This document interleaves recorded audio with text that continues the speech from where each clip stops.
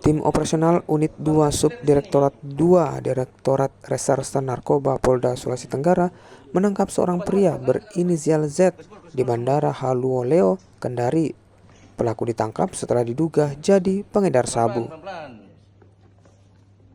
Pria asal Kendari itu ditangkap saat tiba dari Batam, Kepulauan Riau. Saat digeledah di ruang absen bandara, polisi menemukan sabu sebanyak 15 paket sabu. Saat digeledah di ruang adsef bandara, polisi menemukan sabu 15 paket dengan berat total 645 gram yang disimpan di dalam sepatu. Dari hasil penyelidikan, pelaku merupakan seorang residivis kasus yang sama.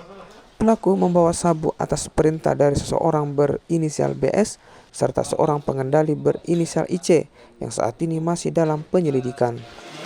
Si tersangka Z ini sebagai kurir yang mengantar, kemudian tersangka yang nanti kami masih dalam melakukan pengejaran dan penyelidikan lebih lanjut, yang berinisial BS itu sebagai yang menyediakan, kemudian IC itu sebagai orang yang memberikan dana, kemudian mengontrol sebagai operator di situ.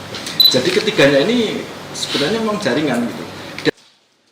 Pelaku kini ditahan di tahanan Mapolda Sultra dan dijerat pasal tentang narkotika dengan ancaman penjara minimal 6 tahun dan maksimal 20 tahun penjara. Tim Liputan Kompas TV Kendari, Sulawesi Tenggara.